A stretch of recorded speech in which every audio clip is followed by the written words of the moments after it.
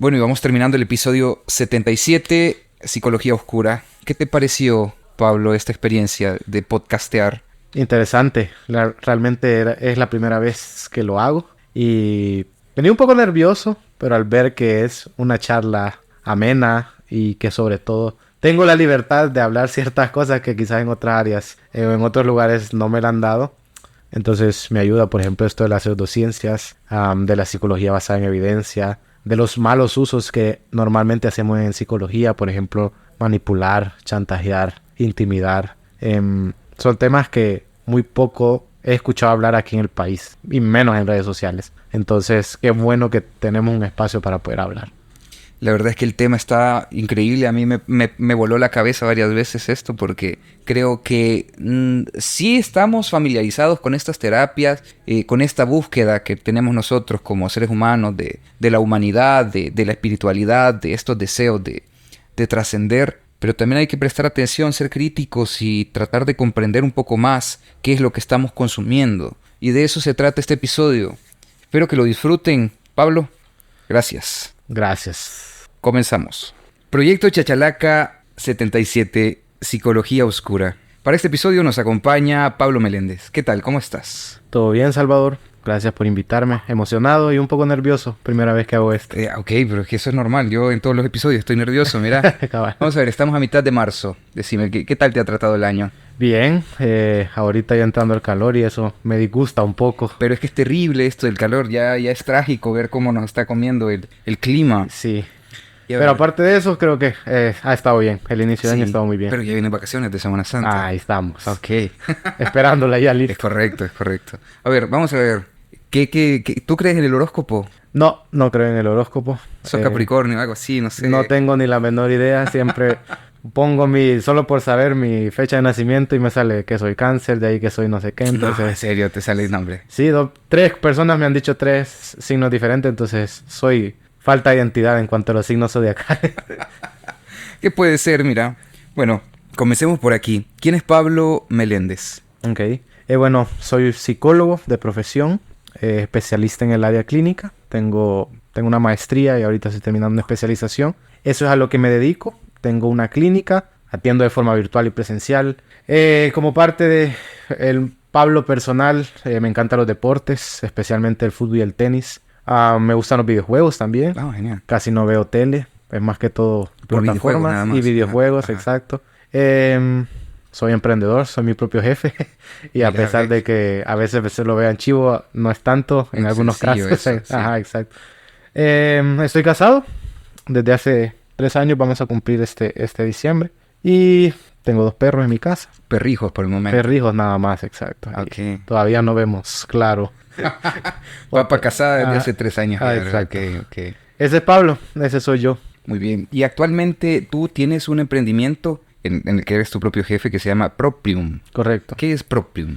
Ahorita lo tenemos como una iniciativa enfocándonos a ser una empresa. Nuestro objetivo es dedicarnos a hacer consultorías en temas de salud mental, pero al mismo tiempo a divulgar salud mental, específicamente a la psicológica. Entonces, como digo ahorita, mientras no tengamos nada legal, que estamos en ese proceso, somos una iniciativa que nos enfocamos más que todo en hacer contenido en redes sociales, fomentar talleres, conferencias, capacitaciones sobre temas relacionados a la psicología y específicamente al área clínica. Comenzamos haciéndolo gratis y ese es como nuestro objetivo porque queremos llegar a más gente, ¿verdad? Y creemos en la salud mental como un derecho de todas las personas. Entonces, la mayoría de veces hemos hecho capacitaciones, charlas, más que todo virtuales, gratuito con un costo mínimo, prácticamente solo para mantenimiento ahorita. Pero queremos crecer, pero sabemos que para eso necesitamos dinerito, ¿verdad? Y dinero, y tiempo, perdón. Entonces por eso es que lo queremos convertir en una empresa, para captar fondos y con esos mismos fondos funcionar y llegar a más personas. Entonces ya Proprium como empresa a futuro, queremos que sea consultor en temas de investigación, que aquí en el país hay muy poca investigación en psicología. Queremos fomentar programas de salud mental, pero contextuales. ¿A qué me refiero con esto? Casi la mayoría de programas que vienen de desarrollo personal, de habilidades, los programas que tú ves en comunidades, ¿verdad? Que Sí, hay claro, un claro. facilitador y todo eso. Son programas que vienen de Estados Unidos, programas que vienen de Europa. Del primer mundo, Exacto, y digamos. solo cambian palabras, medio adaptan entre comillas, pero no hay nada o hay muy pocas cosas que son propiamente aquí, basadas en las necesidades del salvadoreño. Entonces queremos comenzar a construir ese tipo de cosas. Eso te quería preguntar, porque sí, yo entiendo que realmente aquí lo que sucede es que muchas veces traen algo y tratan como de adaptarlo a nuestras necesidades, a nuestra realidad, a este asunto.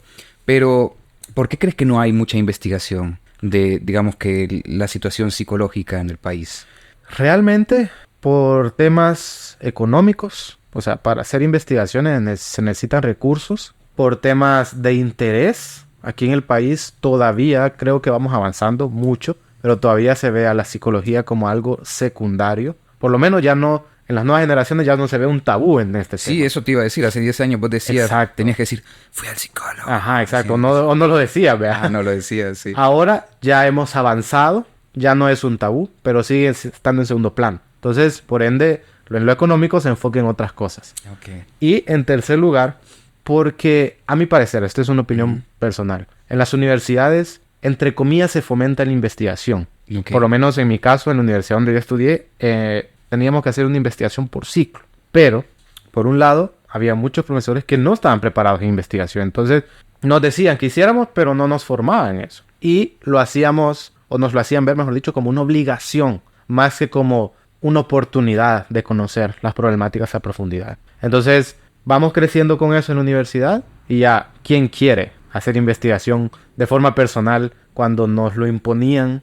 Cuando nos decían, hay que hacer una investigación y uno tenía un tema muy específico. No, pero sobre esto, y ya nos decían el tema. Cosas que muchas veces no nos interesaban. Ok. Entonces lo veíamos solo como hacer la tarea, no como una oportunidad. Como una Entonces, oportunidad de conocer. esa visión se queda hasta el profesional ya graduado. Sí, mira, la verdad es que creo que con el tema de las investigaciones aquí en el país tenemos como cierta situación no comprendida o terminada de escribir, porque cuando hablamos de investigación, fíjate que mi grupo de estudiantes, yo le vamos a hacer investigación, muchachos, les decía. Y les preguntaba, ¿ya saben investigar? Son de quinto año, ya tuvieron por lo menos 6 materias donde les enseñan a investigar, pero aún así cuando comenzamos la investigación sobre estos temas relacionados a las tecnologías y la educación, tenía como ciertos problemas. Tuvimos un curso, les dimos una inducción, vimos por dónde iban a ir las investigaciones, pero sí había como cierta confusión. Yo creo que el tema de la confusión y el rigor, porque antes de esclarecer cómo funciona una investigación, cómo se tiene que llegar a hacer una investigación,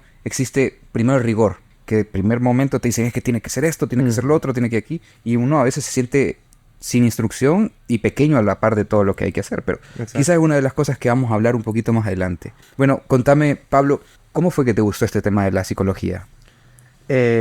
Realmente no te puedo dar una respuesta concreta. Siempre yo me considero una persona un poco extraña en gustos. Así como que me gusta el sufrimiento de la gente que me Cabal. cuente, mi alimento de... Más que todo me gustan esos temas que quizás no son tan populares aquí en el país. Por ejemplo, a mí me encanta el tema de la arqueología. Ok. A mí me encanta el tema de la astronomía, la paleontología, todas esas carreras que aquí en el país... Bueno, yo en un principio comencé a ver qué estudiar porque no estaba completamente seguro de psicología. Y si te soy bien honesto, si hubiera habido campo, quizás me hubiera decantado por otra carrera. No digo que no me gusta, me encanta la psicología, pero creo yo que en ese momento hubiera tomado otra decisión. Por ejemplo, la arqueología. La arqueología a mí me encanta, me fascina. Entonces, pero comenzando a ver todas esas cosas, vi que todos me decían, aquí te vas a morir de hambre de arqueólogo. O te tenés que ir a otro país. Pero te voy a preguntar algo y discúlpame, Ajá. y de psicólogo no te decían lo mismo también. Ya voy a llegar a eso, ya voy a llegar a eso. O sea, era en la una o en la otra, ¿no? O sea, ¿por qué? ¿Qué Ya, pasó? ¿Por ya qué? voy a llegar a eso, o sea, me dijeron eso, ok. Luego otra, y me dijeron lo mismo, de esa, pero es que aquí te tenés que ir, ok. Y cuando llegué a psicología, cuando dije, ok, quiero estudiar eso, me gusta. No tengo una razón específica ahorita, no podría explicar por qué me gustó, simple y sencillamente lo tenía en la cabeza. Y comencé a investigar y me gustó. Me llegaron a decir lo mismo. Entonces, Ok, claro. al final incluso llegué a casi inscribirme a otra carrera, que era veterinaria, porque me encantan los animales. Ok. Pero soy una persona bien asquerosa. Entonces, Fíjate que con el término de... Porque muchas personas pueden entender esto de soy una persona bien asquerosa, es aquello de que te da asco a algo fácilmente. exacto. Ah, pero porque se puede entender de que uy, Ah, yo no me baño todo No, el día. ajá, cosas como, vaya, por ejemplo, Ajá. llegó alguien y me dijo, ok, ¿estás listo para meter tus brazos a una vaca y sacar el ternerito cuando están haciendo, estás listo si en algún momento abrir una culebra te llegue, o incluso yo también soy una persona un poco sentimental, sobre todo con los animales, estás listo para que te llegue un perrito que esté con cáncer o cualquier cosa y tengas que dormir. Yo no estoy listo para nada de eso. Okay. Entonces ahí dije, no, descartadísimo, y regresé a psicología, ¿verdad? Creo que psicología porque las otras carreras solo están en la Universidad Nacional. Ajá. Y ya había pasado el tiempo de inscripción. de inscripción. Entonces dije, si no me quiero quedar, quiero comenzar a estudiar ya. Entonces me quedé como, bueno, psicología. Y ahí fue. Me dijeron lo mismo, te vas a morir de hambre, pero después dije, ¿qué carrera aquí en el país uno no? Exacto, uno no se muere de hambre. Eso es lo más cierto que podemos decir. Ajá, o sea, entonces, de que no te vas a morir de hambre, pues, o sea, exacto. puedes ser ingeniero y entonces dije, sufrirla. Mejor me voy a morir de hambre, algo que me gusta. Claro, por lo menos para no sufrir tanto. Como tiene que ser. Así que ahí entré a psicología. Ok, y este tema, el primero que vamos a tocar es esta de la psicología basada en evidencia, que me imagino que es como, vamos a ver, me imagino que es la base de la psicología como tal, pero ¿cómo podrías definir esto de la psicología basada en evidencia? ¿Cómo lo defines tú? En términos sencillos, la psicología basada en evidencia es un enfoque metodológico en el que tenemos que hacer investigación para determinar que lo que estamos utilizando funciona. O sea, si yo doy algún tipo de terapia, algún tipo de intervención individual, grupal, a nivel de empresas, esa intervención, eso que yo haga, tiene que estar respaldado científicamente, con pruebas de que funciona lo que yo voy a hacer. De que yo no me lo inventé, de que yo no se me salió y dije, vamos a probar esto. Sino que la psicología basada en evidencia se fundamenta sobre la investigación y sobre resultados de su eficacia. Entonces, tendría que ser la base de la psicología, pero no lo es. Eso es lo segundo que me nace. Entonces, ¿no toda la psicología o todas las terapias psicológicas están basadas en evidencia? No, las terapias basadas en evidencias son un grupo de terapias, pero hay otros que no se basan, no son parte de este enfoque. Okay. Y que se utilizan. Ok, entonces a partir de esto yo entonces comprendería que estas terapias no basadas en evidencia son experimentales. No necesariamente, sino más bien que históricamente se han utilizado, tienen un marco teórico, entre comillas, que la sustenta, pero ese marco teórico no está basado en la investigación, sino en la observación. Observar los efectos. Exacto. Pero no tengo la capacidad de saber o de explicar por qué funciona. Solo he visto que funciona, pero no sé cómo. Por ejemplo, la psicología, el primer enfoque que nace es el psicoanálisis, que es algo que por algunos es catalogado como una pseudociencia. Correcto, exacto. ¿Por qué? Porque no tiene una base científica. Cuando hablamos de todo esto del inconsciente, del preconsciente, del yo, del ello, del super yo, exacto, no hay una forma de demostrarlo empíricamente con datos que eso es cierto. Eso nace de la práctica de Freud y luego de otra serie de personajes en base a las observaciones que habían visto. Pero llegamos a la actualidad y aún hoy no hay estudios científicos experimentales que puedan probar todo eso. Entonces, eso no es un enfoque de psicología basada en evidencia, porque no hay una investigación detrás que afirme que lo que dicen sea cierto. Ahora, tengo esta pregunta. Entonces, vamos a ver, existe una práctica de terapia que pudiera ser psicológica, digamos, pero no está basada en ciencia, pero tiene efectos positivos. O sea, puede tener efectos positivos una terapia no basada en, ¿sí?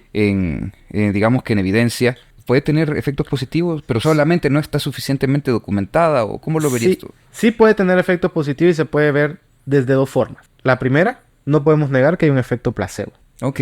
El simple hecho, y esto lo veo incluso yo en terapia, que aplico una psicología basada en evidencia. Hay personas que mejoran después de la primera sesión. Y en la primera sesión, ¿qué hago? Nada más, una entrevista.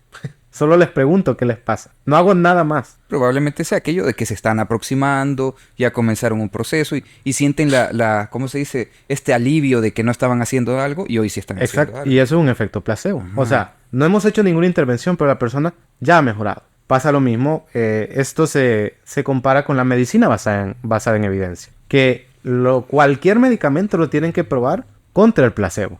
Y el objetivo es que la medicina supere al placebo, que tenga un efecto mayor que el efecto placebo. Lo mismo funciona con la psicología, porque el efecto placebo existe. El hecho de que yo crea que estoy haciendo algo funciona por creencia. Yo creo que estoy haciendo algo que me beneficia, entonces yo voy a sentir los beneficios. Mira, qué interesante. Se ve, eso. lo podés comprobar, por ejemplo, que las personas que el primero o el segundo día después de comenzar al gimnasio se ven más delgadas. Eso es efecto placebo porque no puedes hacer, es imposible que se vea más delgada a menos que tenga una condición médica. Pues me imagino entonces que es aquello de estoy haciendo algo. Exacto, o sea, es me creencia. siento más mamalón, así, ¿verdad? Es creencia, es pura creencia. Entonces el efecto placebo es creencia. Eso es por un lado. Por un lado puede funcionar de esa forma. Ahora, siempre he pensado, o sea, cada vez que dice, es efecto placebo, pero se ve como, vamos a ver, la gente, o por lo menos yo, cuando escucho el efecto placebo y dicen, efecto placebo ha sido, lo ven como algo negativo, como algo que se tiene que descartar. Pero por lo que me estás diciendo, prácticamente el efecto placebo, por lo menos ya activar el efecto placebo,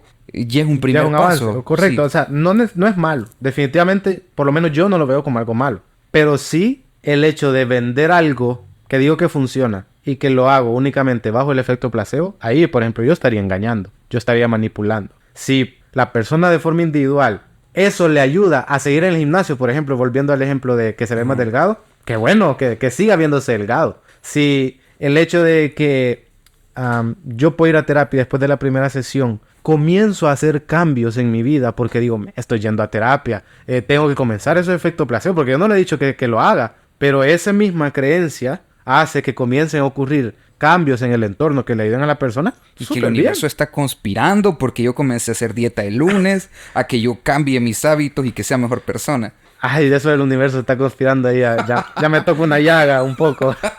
Ya creo que es el extremo. Sí, pero digamos, ¿verdad? Que es una cuestión así como Claro. que de pronto empezás a... Entonces, realmente yo no te digo es algo malo, pero sí te puedo decir, no necesariamente va a ser suficiente. En algunos casos puede que sí, pero en otros casos, eso es lo que te venden efecto placebo y son cambios mínimos, en algún sentido. Que sean el motor para cambios más duraderos, adelante. Pero si no, tenemos que hacer algo más que solo efecto placebo. Eso por un lado pueden funcionar estas intervenciones no basadas en evidencia. Y por el otro lado, que necesariamente no están completamente investigadas. Puede que algo funcione, que sí esté funcionando, pero todavía no hay suficiente información para determinar cómo es que funciona o qué es lo que funciona. Entonces, en ese caso podemos decir, hace falta más investigación. Por ejemplo, la APA, que es la organización... La Asociación Americana de Psicólogos. De Psicología, correcto. Tiene... Que sus normativas APA las odio, por cierto, las detesto, no las entiendo tampoco. Todos.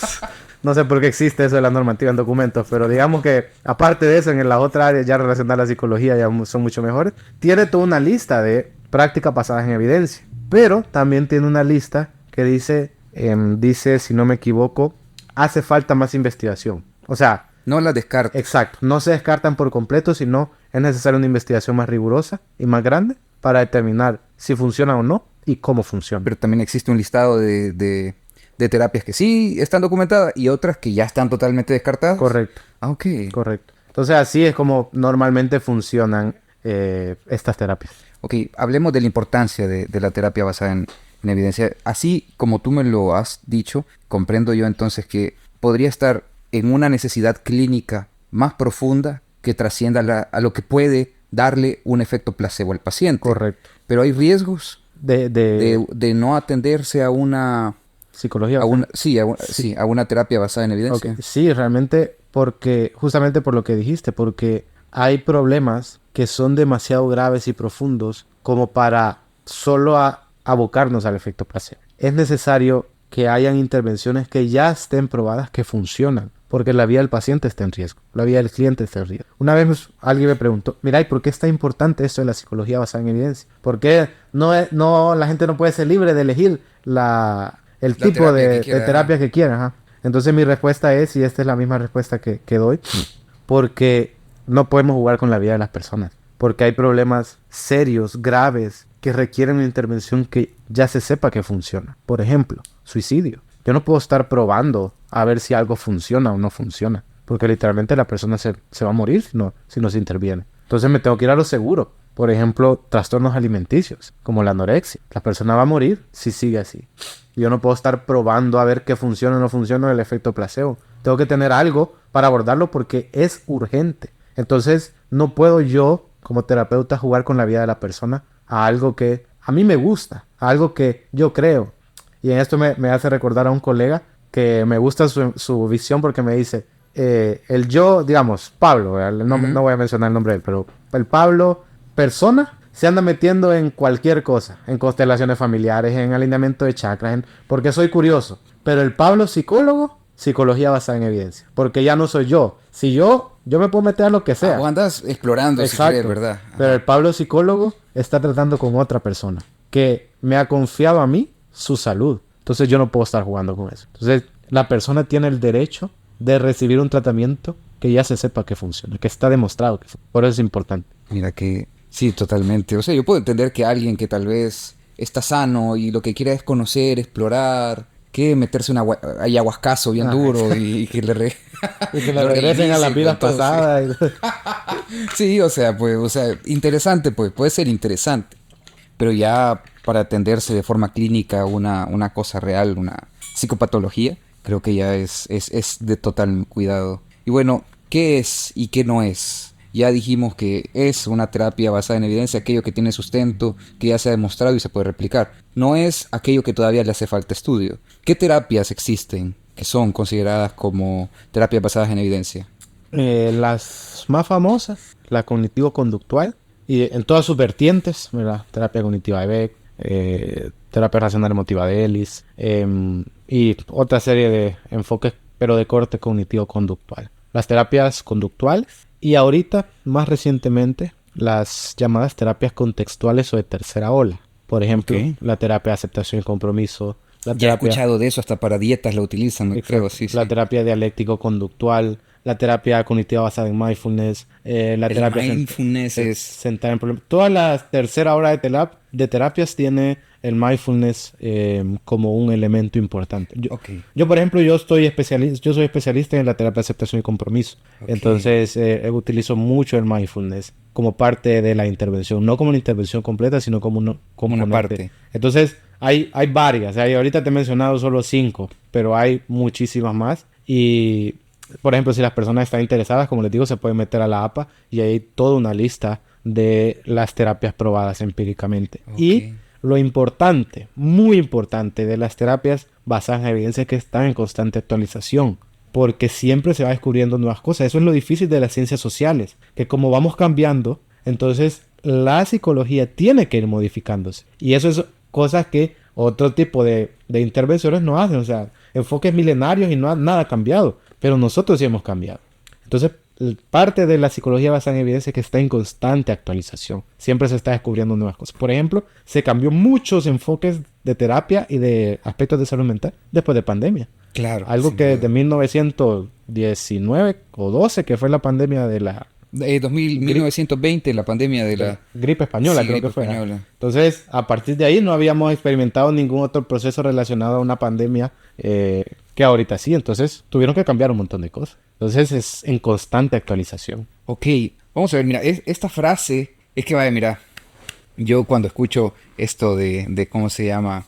Sectas de inversores y grupo de personas que se reúnen y para crecer económicamente y que al final terminan siendo estafas piramidales. Yo he escuchado mucho el término de mindfulness relacionado, pero cuando tú dices que sí es una terapia basada en evidencia, ¿nos puedes hablar un poco de qué es esto del mindfulness y cómo es que se relaciona tal vez con este tipo de estafas piramidales? Porque me preocupa un poco, la verdad. Fíjate que te soy bien honesto con respecto a esto de las estafas, no lo he escuchado, no sabría cómo funciona. Pero lo voy a investigar porque ya me dio curiosidad. Sí, porque creo que es una cosa como de manipulación. Podría de llevar ser. A las personas a un estado, no sé. Podría ser. El mindfulness ha sido parte de las investigaciones de muchas prácticas de corte oriental, ¿verdad? Obviamente de los monjes y todo eso. Incluso hay un área que se llama psicología budista que involucra, trata de estudiar varios aspectos muy interesantes de las prácticas de budismo. Entonces, dentro de algunas investigaciones comienzan a sacar el mindfulness de una práctica meramente religiosa, porque comienza como una práctica religiosa tal cual, y lo transforma a una práctica más de autocuido y más de intervención. El mindfulness tal cual no es una intervención, por lo menos no desde una psicología basada en evidencia, ni desde las terapias contextuales, sino un componente dentro de toda la intervención. ¿Qué es lo que buscamos con mindfulness? Es la capacidad que puedan desarrollar las personas para poder utilizar su atención a voluntad. que tú no te quedes pegado, por ejemplo, a pensamientos y que ya pases toda una tarde pensando y pensando y pensando y que eso te lleve a otros tipos de estados, que eso te lleve a ciertas emociones, sino que tengas la capacidad de volver al momento presente. Por eso se llama atención plena. Porque yo, por ejemplo, ahorita estoy completamente concentrado en este momento. En este momento. Estoy concentrado en la pregunta que tú me estás diciendo. Pero si yo no estuviera haciendo eso, me preguntas algo y yo, ¿qué? Perdón, ¿me puedes volver a repetir? Yo te puedo decir, no escuché, pero es porque yo, mi mente está a 1000 por hora. Entonces, normalmente, en la práctica clínica, se utiliza el mindfulness para ejercitar la atención y para saber que la persona puede estar presente, en el momento presente, regresando a lo que llamamos el aquí y el ahora.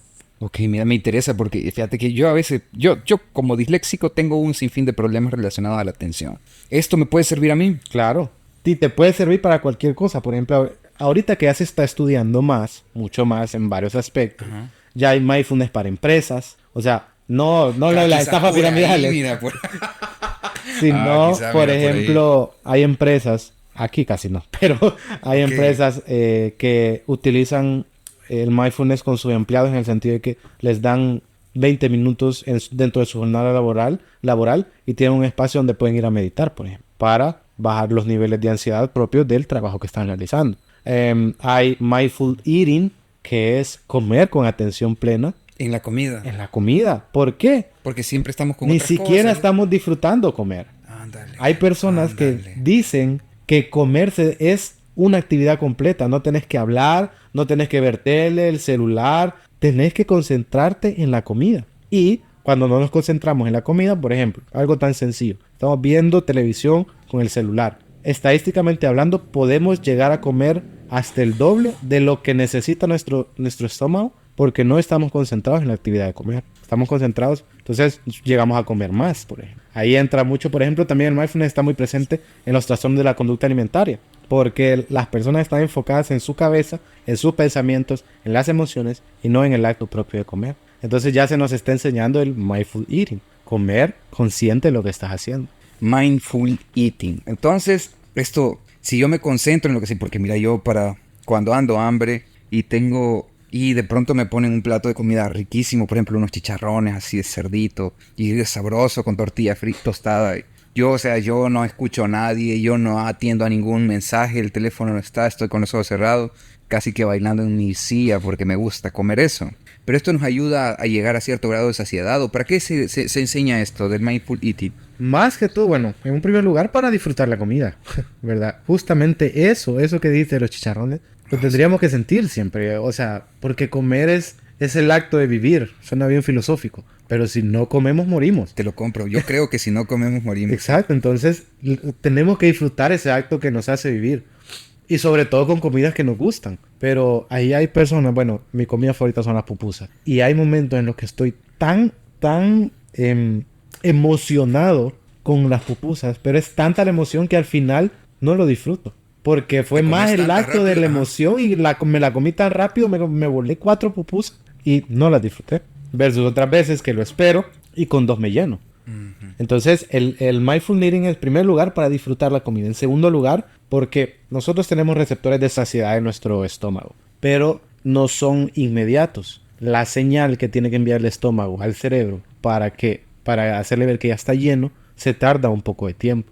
Entonces, mientras más rápido yo como, más voy a comer porque el estómago se va a tardar ese tiempo en mandarle la señal de saciedad al cerebro. Entonces, cuando yo hago el mindful eating, yo le doy ese tiempo a mi estómago de decir hasta dónde, hasta aquí. Ok, mira, mi mindful eating hasta el momento ha sido, y sé que muchas personas me van a odiar por lo que voy a decir, pero yo a veces como pupusas con tenedor y cuchillo. ¿Por qué? Porque corto en pedazos más pequeños y me doy a la tarea de ir poco a poco y me pregunta mi mamá, ¿y por qué estás comiendo con cubiertos? Me dice, es que solo así puedo comer despacio esto, le digo. Porque yo soy de las personas que, por ejemplo, yo me tardo 3 minutos en terminarme la comida, por ejemplo, porque de pronto teníamos que salir a algún lado, teníamos que hacer algunas cosas rápido, no tenía mucho tiempo para eso, entonces sí pasé por eso y me quedó la costumbre de comer rápido. Entonces, si yo no atiendo a que estoy comiendo, voy a comer increíblemente rápido a la par de los demás, porque digo increíble porque es en serio, o sea, yo he llegado a darme cuenta que hasta en 1 minuto termino todo el plato de comida del desayuno y no es sano, pues, o sea, no es sano. Entonces, yo creo que sí, Me pudiera pasa, ser una opción. me pasa lo mismo con la pizza. A mí me encanta la pizza también. Ah, sí. Pero yo la tengo que comer con tenedor y cuchillo. Y todos me friegan porque me dicen, ay, ya va el fino, que no sé qué. Pero yo lo hago porque si no, como demasiado rápido. Porque, por el deseo de comer pizza. Sí, así que Entonces, ya saben, o sea, comer con tenedor, ese tipo de cosas, es mindfulness. ajá, cabal, no nos No, critiquen. no nos juzguen, por favor. Ok, pero vamos al otro lado. ¿Cuáles consideras que son ahorita las, tal vez, terapias a las que tendríamos que estarles escapando por esto? Porque de pronto, y esto es parte de lo que está sucediendo hoy en día, tal vez algunos influencers, por así decirlo, o qué sé yo, personas en redes sociales van a un curso, un diplomado de algo y de pronto quieren replicarlo y hacer videos y dar terapia a la gente a través de esto, pero ¿qué nos dirías respecto a esto? Realmente es una lista interminable de pseudociencias, como se le llama las pseudociencias, que están floreciendo a pasos agigantados. Por ejemplo, hace poco, y eso lo puse en mis redes, en las historias, vi a una persona que estaba promocionando su curso de terapia de regresión a vidas pasadas Aquí en el país. aquí en el país. Ok. Entonces, yo me metí porque quería saber quién había sido. No, mentira. Eh, Ujú, o sea, comencé a investigar porque es la primera vez que lo escuchaba. ujú. Y literalmente es buscar tu sanación, entre comillas, al entender por qué estás viviendo los problemas que tenés actualmente en base a la persona que fuiste en tu vida anterior. Esto es un conocimiento religioso, es hinduista, si no me equivoco, de la reencarnación, ¿verdad? De acuerdo a cómo tú fuiste en tu vida anterior, en eso vas a reencarnar. Como la mancha mongólica que dicen dónde fue que te apuñalaron para matarte en tu vida pasada. Ah, ok, ya pues eso. Ok, la Justamente mancha eso. Entonces, mongólica es eso, gente. Entonces, justamente eso, pero ya hay una persona aquí en el país, está promocionando y hay cientos de casos de éxito de personas que sanaron, entre comillas, conociendo quiénes fueron en su vida anterior. Eso es uno. La terapia de sanación de cristales, el horóscopo, la psicología del horóscopo, o horóscopo psicológico, no me acuerdo cómo se llama. El alineamiento de chakras. Hay otro que se llama Human Design, la lectura de manos, el tarot, que es algo que tú vas a una de las librerías más famosas de aquí del país, y hay toda una sección de espiritualidad que está justo a la par de autoayuda, y ahí hay un montón de libros de sanación con ángeles, el tarot psicológico, brujería para sentirte mejor. Entonces, si hay libros, es porque hay gente que los compra. Y Sí, si hay sí, gente sí. que los compra esos libros, va a haber gente que los va a estar promocionando. Entonces, todo eso, y podríamos hacer un podcast solo con la lista de este tipo de cosas. Lo vamos a hacer, fíjate, más adelante lo vamos a hacer, claro que sí. Bueno, comencemos entonces este tema de la pseudociencia. ¿Cómo definís tú la pseudociencia, en tus palabras? Siempre en términos sencillos, me gusta ser muy sencillo. Pseudociencia es toda aquella práctica o intervención que afirma ser científica, pero no tiene ningún fundamento. Sencillo, toda aquella práctica que afirma ser científica sin tener ninguna prueba, ninguna investigación, ningún cuerpo sólido de conocimientos que la avalen, que digan esto sí funciona. Eso Ok. es una pseudociencia. Ok, vamos a ver, entonces, esto podríamos decir, con fundamento en todo lo que tú has dicho, que se distingue de las terapias basadas en evidencia, porque prácticamente sí tienen evidencias, las terapias basadas en evidencia y la pseudociencia no. Correcto. Hay prácticas de pseudociencia que se encuentran todavía en este listado de falta mucho o sea, faltan estudios para comprobar si esto es real. No. Realmente, en ese listado donde dice faltan estudios, implica que ya hay estudios que muestran hasta cierto punto su eficacia. Ok. Pero es necesario más estudios para que lo confirmen o para que más que todo que expliquen cómo funciona. Tal vez más de alguno otro al final termina saliendo, pero no es lo común. Ok, y a pesar de que no tiene evidencia como tal, ¿por qué son tan populares? ¿Por qué se vuelven tan frecuentes en la gente? ¿Qué buscan con esto? ¿Qué sucede? Dos cosas, Ok. por lo menos desde mi punto de vista, yo lo veo en base a dos cosas. Uno, que te venden una solución milagrosa. Si tú ves un curso, una charla, un tipo de terapia o lo que sea que te diga, el cambio se ve en un día, 2 días, 3 días, una semana, ahí hay un problema. Porque el cambio, sobre todo en psicología, no es de un día para otro. Hay mejoras, puede ser. Ya hablábamos un poco del efecto placebo. Pero el cambio completo, cambiar para nosotros como humanos no es fácil. por aspectos de nuestro contexto, por aspectos de nuestro cerebro, por aspectos de crianza. Entonces el cambio nunca es fácil ni sencillo. Pero este tipo de terapias, entre comillas, te vende un cambio milagroso. Punto 1. Y punto 2, ese cambio milagroso no requiere un esfuerzo de tu parte. O por lo menos un esfuerzo real, grande. Un problema de muchas personas que no quieren ir a terapia psicológica es porque no están preparados para afrontar esos cambios. Por ejemplo, dejar una pareja o divorciarse, por ejemplo. Y que andan buscando una sanación inmediata. Exacto. Salir de su casa cuando la familia es demasiado patológica. Salir de un trabajo. Hacer estos cambios en sus patrones que tienen 20 años de estarlos haciendo. Eso no es fácil. Y requiere de un esfuerzo casi que sobrehumano de la persona. Pero este tipo de terapias o de enfoques, lo que te dicen es, el cambio es en 3 días y tu esfuerzo es venir, nada más. Entonces, creo que esas dos son las dos cosas que lo hacen muy populares. Porque es un cambio fácil, sencillo, que no requiere más que pisto. Si yo doy pisto, voy a tener ese cambio. Y ahí está aquello de que la mente, como es algo misterioso, que todavía no se devela completamente, no se termina de comprender, y prácticamente dice, es que tal vez hay algo oculto en esto, Exacto. tal vez hay algo real detrás de esto. ¿Y qué papel juega, volviendo siempre a lo de las redes sociales, qué papel crees que juega en esto? Es enorme porque es lo que permite su difusión.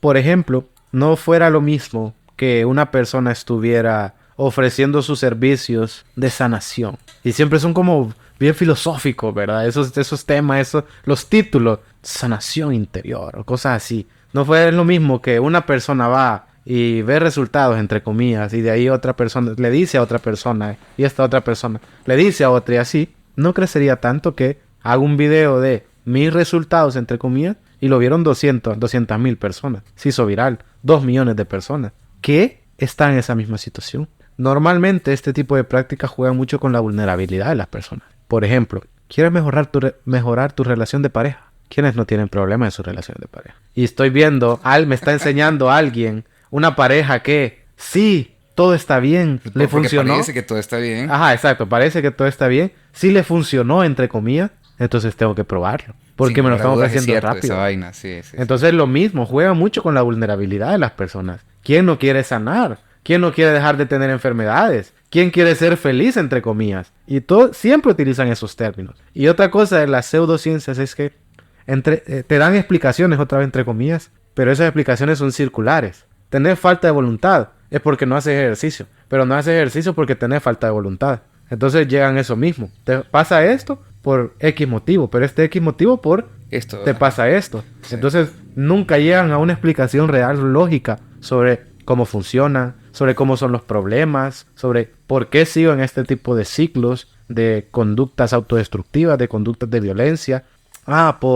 Te dicen porque tu conciencia no está alineada. Ándale. Y uno dice, wow. Pero en términos prácticos, ¿y cómo diablos hago para alinear mi conciencia?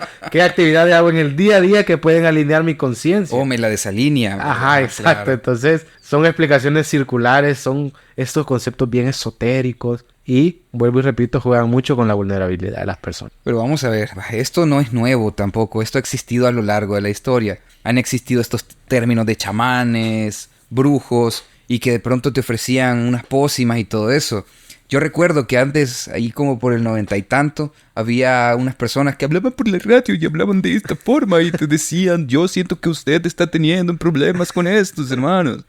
Entonces, la gente mandaba dinero. Y conozco a otra persona que conocía a esa persona, que se vendía como indígena, por ejemplo. Yo creo que ya muchos caen quién es, pero se vendía como indígena y este amigo me decía, no, si él es chelón, me dice, él nada que ver con eso y habla normal. Pero cuando está ahí, él habla de esta forma para que la gente... Y entonces, digo yo en mi mente, ¿verdad? Mi pueblo, ¿cómo sufre con este tipo de cosas? Porque también hasta vendían unas pociones, cosas por el estilo. Sí, ahí... Bueno, eso, como tú dijiste, ha existido desde hace miles de años. E incluso yo te podría decir, por ejemplo, la medicina comenzó así. No hay que menospreciar sus inicios. Pero ahorita, con la tecnología que tenemos, con la información que tenemos, hemos podido avanzar a pasos agigantados. Hay un sesgo que tenemos todos en el que creemos que el pasado fue mejor que el presente. Sí. Y siempre decimos, es que antes. Pero es que antes, por ejemplo, las relaciones de pareja. Ay, es que antes el amor era fuerte. Se casaba, se casaba a los 16 años. Exacto, y ahí hasta morirse. Ay, pero seguían juntos. Pero tú pones históricamente los índices de violencia en pareja. Una de cada 2 parejas tenía violencia física. Uno decía, ay, es que antes como solo comíamos hervido, no nos enfermábamos. Pero el promedio de vida de una persona en la Edad Media era de 33 años. Entonces, no podemos negar nuestra historia, pero tenemos que saber que estamos en otro tiempo. Y muchas de esas cosas que antes, entre comillas, se creía que funcionaban en la mayoría de aspectos religiosos, ahora ya se ha comprobado que no necesariamente es así. Pero la gente sigue creyendo esas cosas. Y te voy a poner un ejemplo. Mis papás tienen un amigo que él trabajaba en una farmacéutica. Él era visitador médico. Y me contaba que dentro de esa farmacéutica había un área de visitadores médicos que, valga la redundancia, visitaban brujos. Y yo, ¿por qué? ¿Por qué no iban a hacer sus pócimas? Me decía, es que le daban las pastillitas, las machacaban y se las ponían en la pócima. Entonces llegaba la gente y decía, esto funciona, claro, si estás tomando medicina. Pero lo vendían eso y preferían ir donde el brujo que tenía el conocimiento milenario, que tenía el conocimiento antiguo, y mejor no ir al médico. Y tenía filas. Y el brujo te pagaba con fajos de dinero, les pagaban los visitadores médicos. Pero es esa creencia de que lo anterior es mejor que lo actual. Qué salvaje. Entonces me imagino, o sea, tienes problemas para dormir y te da una pócima así pues ya la vamos a llamar Ributrilonix, una cosa así para... Exacto. Y lo que tiene Ribotril. Si tiene problemas de erección, sidefenólica, ahí para que... Exacto. Terrible, me cuento. Así es.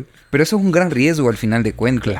Claro, porque uno que no es médico cree que solo es, y hacen la broma, ¿verdad? Paracetamol o acetaminofén cada 8 horas y ya se acabó. Sí, porque pasa. Pero, sí pasa, yo sé. Y en los profesionales de salud tenemos muchos problemas. Pero no se toma en cuenta que muchas veces, la mayoría de veces, el médico, por ejemplo, tiene que hacer muchas ecuaciones o conversiones para saber cuál es la dosis correcta. Y yo lo hablo con propiedad, mis papás son médicos. Entonces una vez me acuerdo y me quedé así como yo pensé que los médicos no usaban matemáticas. Estaba pequeño, Okay. Entonces, pero resulta que una amiga, él es nefrólogo, ve los riñones. Resulta que una amiga tuvo unos problemas ahí en los riñones y le mandaron los exámenes a mi papá y me dijo, vaya, por regla de 3, esto y esto, aquí, allá. Entonces necesita tanta dosis de esto, tanta dosis de esto, tanta dosis de esto. Y ahí me quedé, es cierto, no es así por así. Sí, la proporción. Exacto. Claro. Pero ¿y esta persona cómo sabe cuántas gotas de Ribotril necesita alguien para dormir?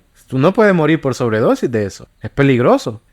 ¿Cómo sabe cuánta es la dosis necesaria para determinada patología física de nuestro cuerpo? Porque muy poquito afecta. Demasiado afecta. Sí. Entonces, y lo mismo se traduce a la psicología, ¿verdad? Hablamos anteriormente y quiero resaltar. Jugamos con la vida. No podemos, mejor dicho, jugar con la vida de las personas. Y estas personas que practican ese tipo de cosas, al final es lo que hacen. Juegan con la salud de las personas. Sí, yo creo que, ¿sabes? Hay una cuestión, vamos a ver. Las personas podemos tener necesidades, digamos, físicas, una enfermedad y necesitamos cura, necesitamos medicina. Pero también como seres humanos considero que también tenemos una parte, vamos a ver, ¿qué podría decir yo? Como espiritual, como Correcto. Humana, yo la llamaría humana antes que espiritual, en la que necesitamos también cierto grado de sanación. Porque tal vez yo identifico que en nuestra sociedad, por ejemplo, aquí en El Salvador, expuestos al estrés, a la violencia, a las dificultades de todo tipo, toda índole. O sea, yo pienso entonces que tal vez se necesita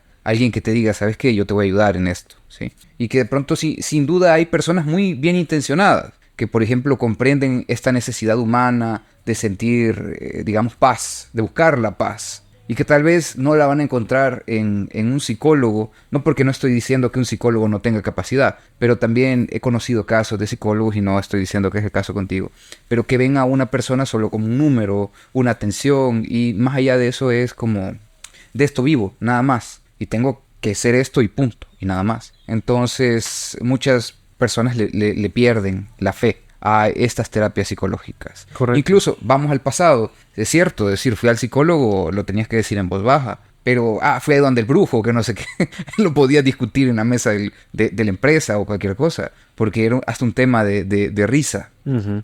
Sí, Y realmente ahí me disculpo en nombre del gremio porque hay muchos psicólogos que no están preparados y muchas personas caen en manos de malos psicólogos. Yo personalmente, la mayoría de personas que estoy atendiendo ahorita, no soy el primer psicólogo. Soy el segundo, tercero, algunas veces el cuarto. Una vez una chica me dijo, literalmente, usted es mi última oportunidad de creer en los psicólogos, porque ya fui a 2 y solo fui a perder mi tiempo. Adultos, yo no trabajo con niños. Mi esposa sí trabaja con niños. Y ahí es peor todavía. Hay una familia que ella, mi esposa, es la 8ª psicóloga a la que han asistido. Entonces, entiendo también el lado de para qué ir al psicólogo, porque se han enfrentado a eso. Y probablemente, si yo no estuviera de este lado de la psicología, quizás yo creería en algo similar. Y entiendo, o sea, definitivamente tenemos un lado espiritual, por ejemplo. Y hay personas que prefieren atender cosas de una forma espiritual. Y te podría decir, funciona también, de alguna forma. No hay que confundir términos, son aspectos diferentes, intervenciones diferentes. No lo descarto por completo. Hay mucha evidencia de haciendo buen uso de los aspectos religiosos o espirituales. La salud tiene muchísimos beneficios. Y en ese sentido, respeto muchas de las personas que tal vez buscan esta sanación por otro lado. Y las entiendo también. Y en algunos casos entiendo por qué no se cree en la psicología. Y vuelvo y repito, me disculpo de parte del gremio por aquellos profesionales que no se toman en serio su trabajo, que son muchos. También es algo que vemos en todas partes aquí en El Salvador, en diferentes gremios. La verdad es que creo que la necesidad de sobrevivir supera muchas veces la necesidad bueno, o más bien supera la vocación que una persona pueda tener. Y pues, ahora que estamos abordando estos temas de la pseudociencia y también hablamos sobre estas terapias, tenemos que sí o no tocar el tema de la psicología oscura. ¿Qué es la psicología oscura? ¿Cómo defines tú este concepto? Mira, la psicología oscura como término científico, por ejemplo, no existe. Como un término en investigación tampoco. La psicología oscura es un término que sea un término ni siquiera psicológico, aunque suene irónico o ambiguo, pero se ha popularizado como tal. Entonces, lo podrías entender de dos formas. Uno, como una especie de confusión de esta área de la psicología que estudia estos aspectos oscuros de la personalidad. Por ejemplo, la criminología, el estudio de la conducta criminal, que se basa mucho en el estudio de la psicopatía, del maquiavelismo, de las conductas antisociales, del narcisismo.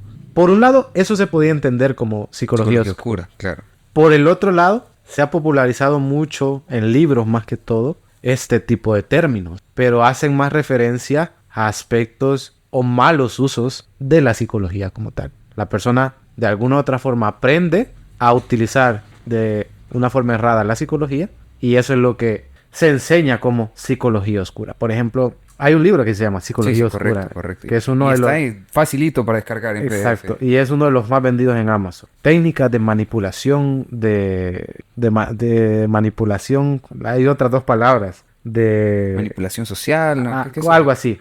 Entonces, ahí te podría decir, eso es un mal uso de la psicología.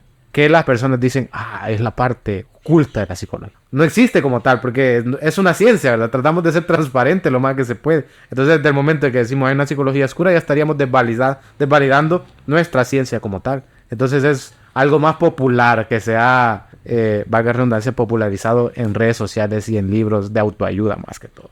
Ok.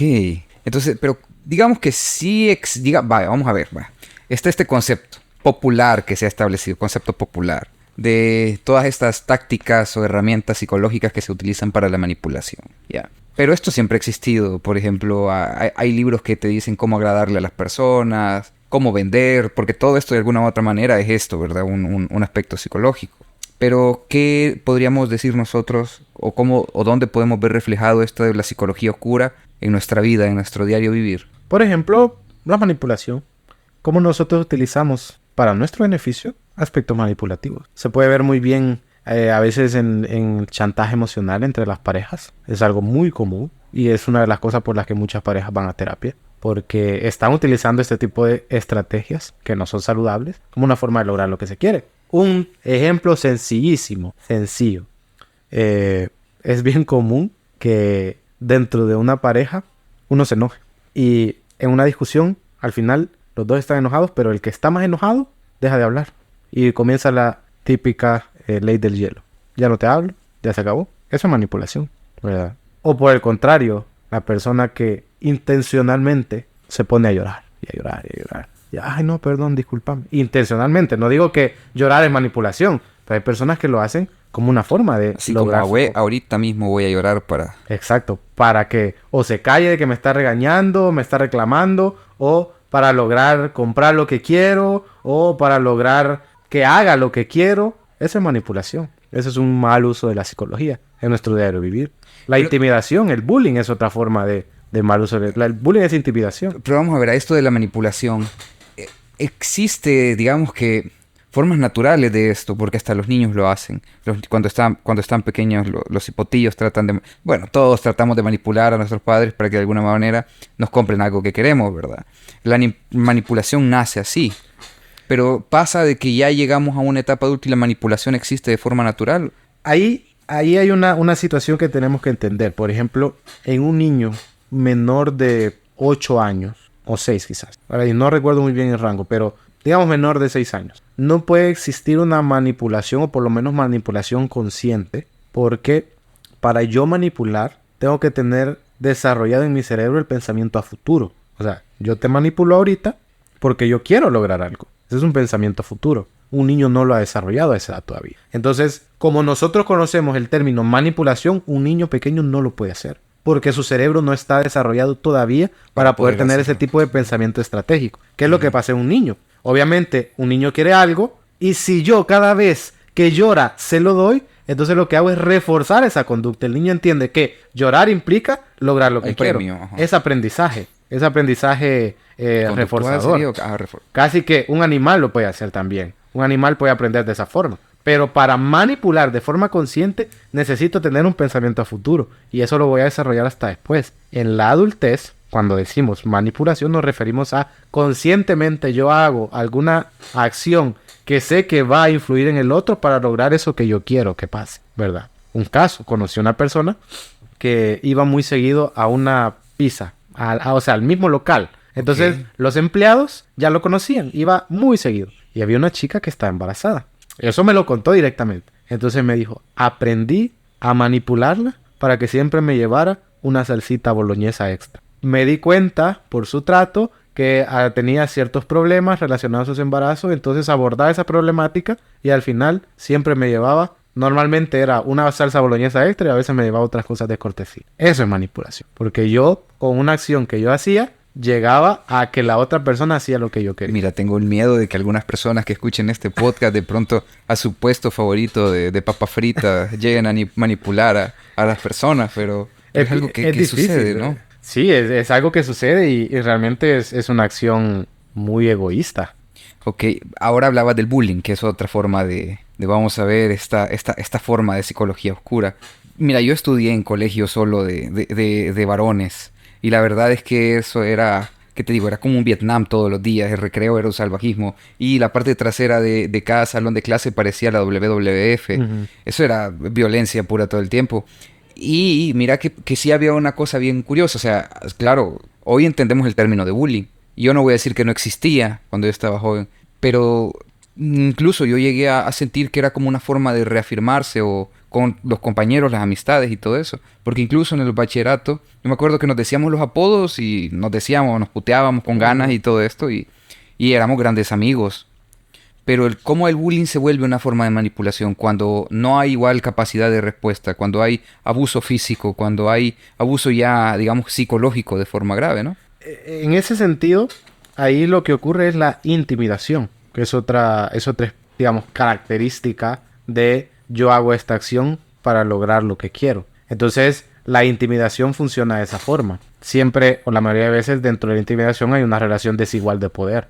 Donde la otra persona tiene cierto poder sobre mí, físico, a nivel psicológico, y entonces por medio de la intimidación, que digamos es lo que se conocería como bullying, yo hago, esta persona hace lo que yo quiero. Bueno, pero conocí un caso, imagínate, era un niño, era un adolescente, ya estaban en 9º grado, primer año, No sé si te has dado cuenta, pero ahorita los jóvenes están más grandes que lo que uno era en esas edades. Fíjate que sí, no, pasa dos cosas, mira. ¿Sabes algo? Me lo explicó un maestro de psicología social en la universidad, porque por alguna extraña razón en ingeniería recibimos psicología social, que yo pienso que está súper bien, porque de alguna u otra manera nos abre al mundo la visión. Y es que él nos contaba de que, bueno, los genes, esta cuestión del estrés por la guerra, por estas situaciones, hacía que los genes como que no sé no recuerdo la palabra que utilizó él, pero era así como que se reducía la capacidad de crecimiento, se reducía por aquel miedo constante, por aquel temor constante a morir. También la dieta era diferente. Okay. Cuando ya llegamos al tiempo de la posguerra y nos encontrábamos en los 90 y en los 2000, pues ya la dieta era diferente y ya la situación psicológica era diferente. Okay. Lo que daba oportunidad a un crecimiento más, porque sí, yo sé que generaciones, o sea, por ejemplo, yo nací en el 91 y muchachos, brothers, del 95 y 97 ya crecieron de una forma mucho mejor. Me imagino yo que era por la dieta. Ok, no sabía eso que te contó, pero es interesante y podría explicarlo. Si yo diría en este momento fuente Arial 12. Ajá, nada más. Fuente de los deseos. Pero sí, tiene un correlato. Se llama, eso que estudia la modificación de los genes se llama epigenética. Okay. Es una ciencia que estudia cómo el contexto está modificando los genes. Okay. Pero el punto es que ahorita yo veo a un de noveno, primer año y es una gran vara, ¿verdad? Entonces fui a un colegio y estaba viendo la interacción entre chicos de noveno grado. Todos eran altos, solo habían 2 chicos que eran por debajo de quizá el 1,65 m. Y había un chico que era bien pequeño, yo le calculo 1,56 m por ahí. Okay. O sea, había una gran diferencia entre él y todos los demás compañeros. Pues resulta que él era el que controlaba a los demás.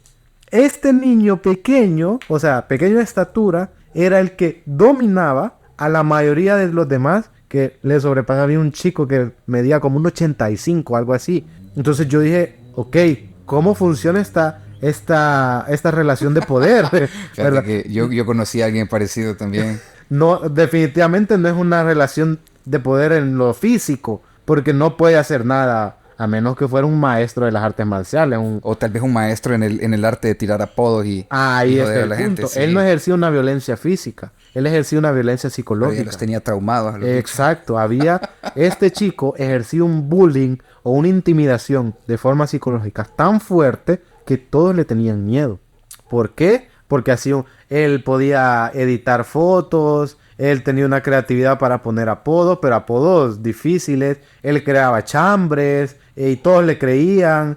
Entonces ejercía un poder de un aspecto psicológico por medio de la intimidación, no física, psicológica. Entonces de otra forma. Pero te voy a contar, fíjate, yo he tenido el caso de conocer a alguien así. Este brother Edgar era divertidísimo, él era brillante. O sea, mira, yo estudié, como te digo, esto era como por 9º grado. Él era el más chaparrito de todos, pero tenía una mente para tirar apodos y decir estupideces. O sea, que era... Yo me quito el sombrero ante ese tipo. Realmente. Pero mira, fíjate que en la universidad yo era, digamos que, muy social. Me gustaba andar jodiendo. Jodíamos bastante. Tenía bastantes amistades y andábamos siempre en la joda. Y un amigo una vez se me acercó, que recién llegó a la Asociación de Estudiantes de Ingeniería Eléctrica. Y me dice, hey, brother, mira, y yo veo que todo el mundo como que te tiene miedo, que no sé qué, que no sé cuánto, que vos llegás y entonces todos empiezan a reír, pero no te dicen nada, que no sé qué, que no sé cuánto. Y entonces yo le dije, vaya, mira, no voy a decir nada, me voy a comportar como la gente desde el momento que lleguemos hasta las 12 del mediodía. Y todo el mundo me empezó a putear, todo el mundo me empezó a poner apodos, todo el mundo me empezó a joder, porque vamos a ver, o sea, mira, ¿qué te puedo decir? Desordenado, jodarria, sinvergüenza, yo no, pero dicen. Entonces, con problemas me jodían hasta por el daltonismo. O sea, pienso yo, ¿qué te puedo decir yo? Creo que hay como un equilibrio, o uno busca tener un equilibrio ahí. Porque si yo me quedaba callado, entonces todo el mundo me empezaba a atacar a mí, me empezaba a agarrar de base a mí. Y yo toda la vida he sido así. Entonces, a la conclusión que llego después de esto es que probablemente yo lo hago o comencé así a hacer esto de llevarme así, porque no buscaba como ofender o dañar a mis amigos, pero sí era una cosa así como detener el avance de ellos hacia mí.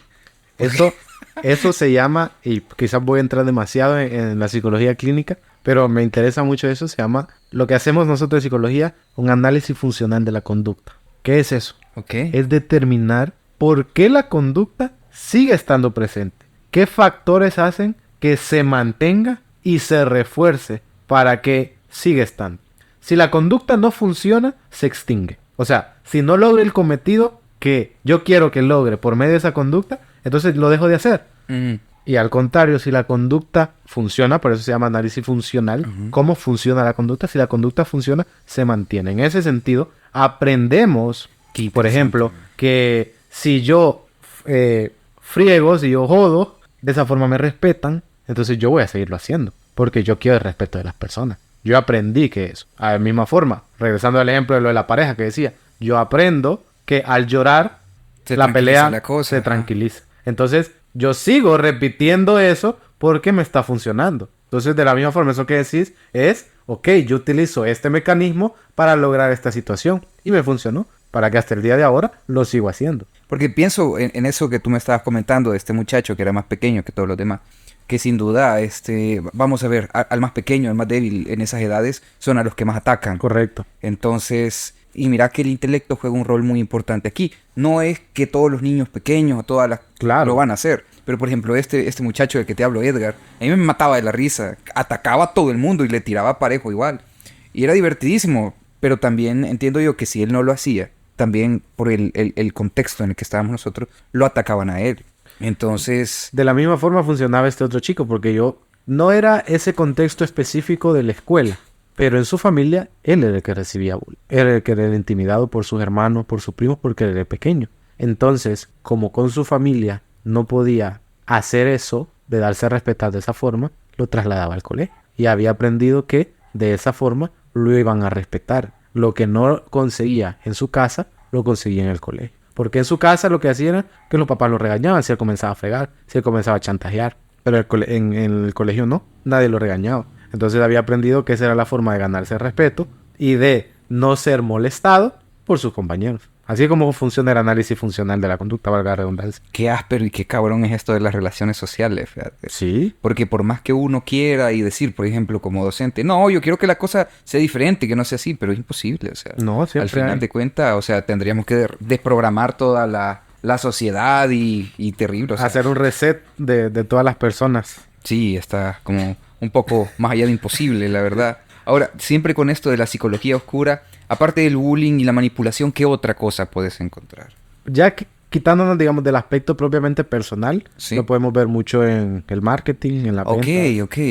Bueno, mucho de esas estrategias, entre comillas, se utilizan en libros sobre cómo vender más. Entonces, eso ya te dice mucho sobre cómo se está utilizando ese tipo de información, entre comillas, porque utilizan aspectos de sugestión, de manipulación, de chantaje, de intimidación para poder vender más.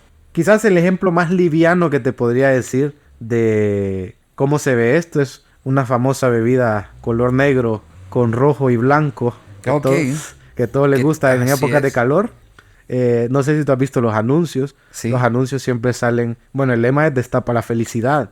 Y los anuncios siempre salen gente abrazándose, familias riéndose. Son anuncios muy emotivos. Todo eso funciona para vender más. Está utilizando las emociones de las personas para generar más ventas.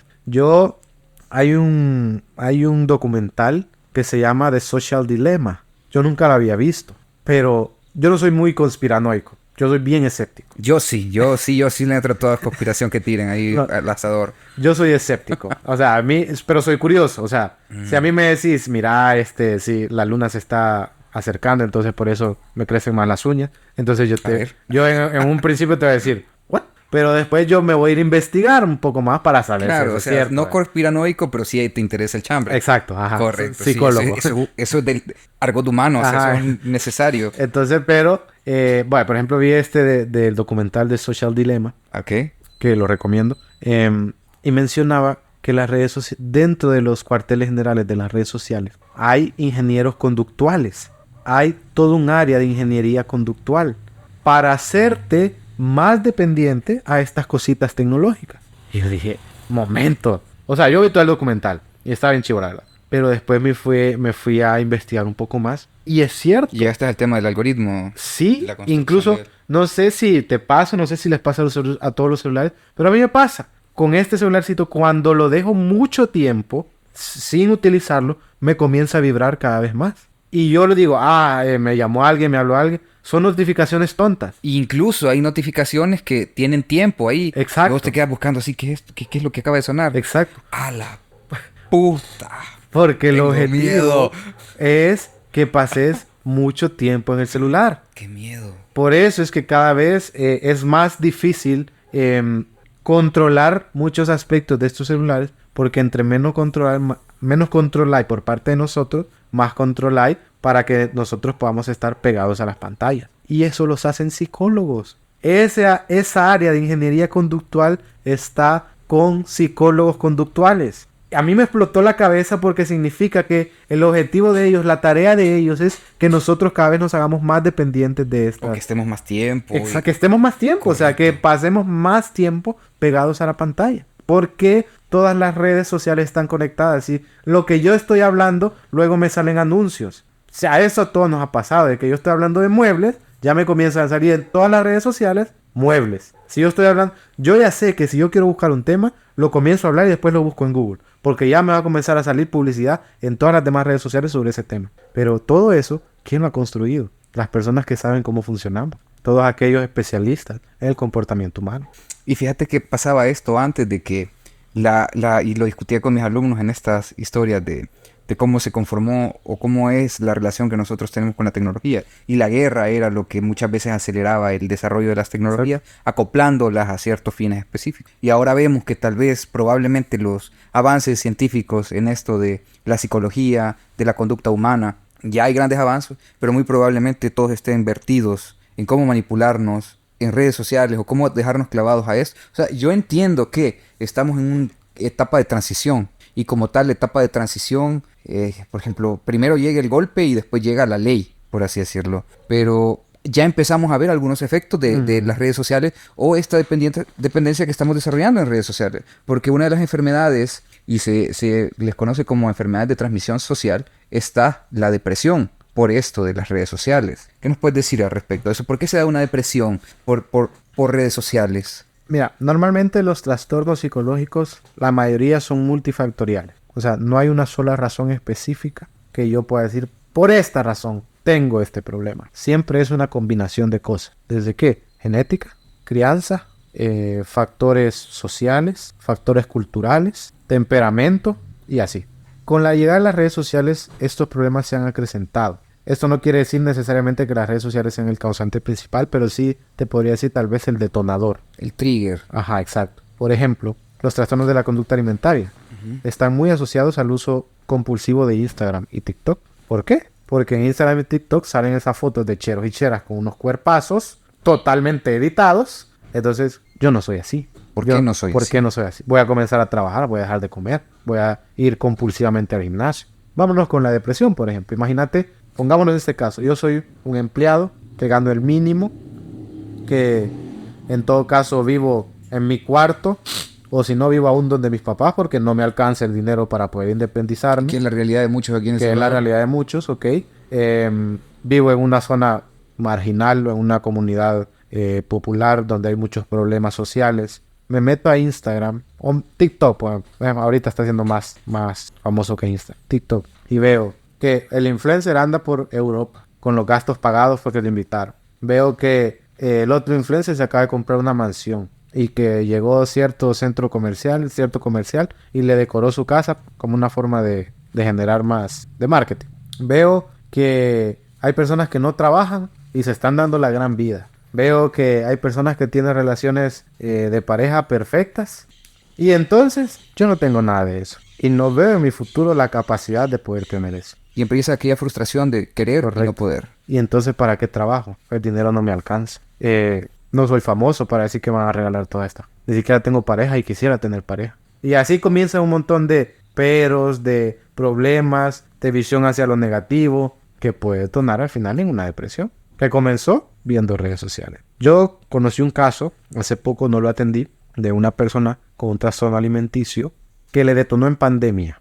Y le detonó por el uso compulsivo de TikTok. Vuelvo y repito, es multifactorial, habían muchos problemas de base, pero le detonó porque en pandemia comenzaron todos esos videos de, bueno, TikTok se hizo famoso Y Claro, comenzaron claro, todos los claro. videos de la gente con cuerpos perfectos. Y esta persona dijo, yo no tengo un cuerpo perfecto y lo quiero tener. ¡Boom! Anorexia. Ese fue el detonante. Y así funcionan las redes sociales. Y lo más difícil es que obviamente los dueños no se hacen cargo, ¿verdad? Ya en Estados Unidos han sido juzgados muchos de los CEOs de estas redes sociales porque han incentivado muchos problemas con estos trends, con estos contenidos que se hace viral, detonan en muchos problemas psicológicos de niños que tienen predisposición a tenerlo. Entonces, lo que te dicen es, yo no puedo controlar el contenido que subo. Lo más que puedo hacer es que no sea nada sexual, entre comillas, o por lo menos que no sea explícito, y que no haya contenido de violencia, de muertes y cosas así. Ya de ahí no puedo hacer nada más. Entonces, es muy común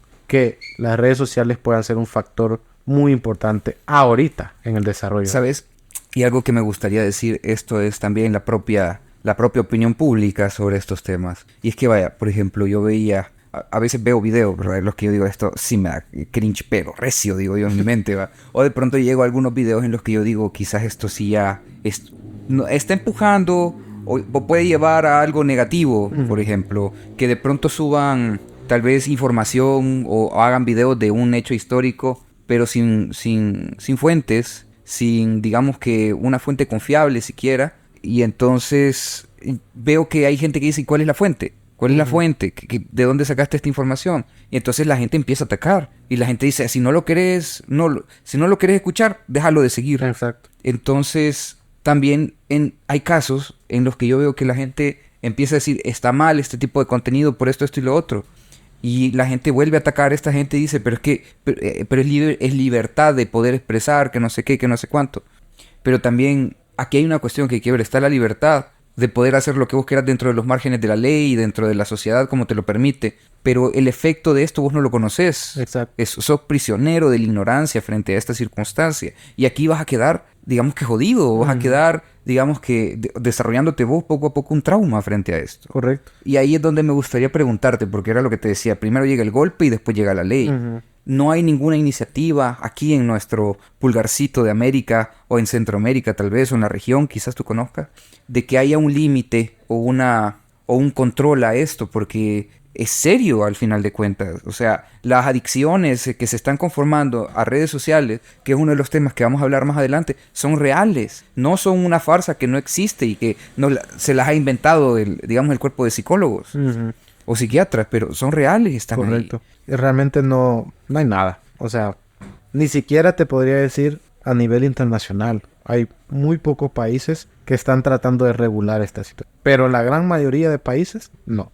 Y justamente nos enfrentamos a esto de cuál es la información correcta que vemos en redes sociales. Y eso puede causar muchos problemas. Un ejemplo, no asociado a la psicología, pero creo que es súper bueno para entender cómo funciona esto. La guerra de Rusia y Ucrania. Tú te vas a ciertos canales y Rusia está dándole duro a la OTAN. Ni siquiera a Ucrania, a la OTAN. A la OTAN, ajá. Exacto. Ajá. Pero te vas a otros canales y Ucrania le está dando duro a Rusia y que Rusia ya va al fracaso total. ¿A quién le crees? Los dos te están citando fuentes, entre comillas. Los dos te están dando datos. ¿A quién le crees? Y ocurre lo mismo con estos aspectos de psicología. ¿A quién le crees ahí? Pero también llega la otra... Es que yo creo, mira, a la par de estas preguntas de ¿a quién le crees? Llega otra, ¿a quién le quieres creer?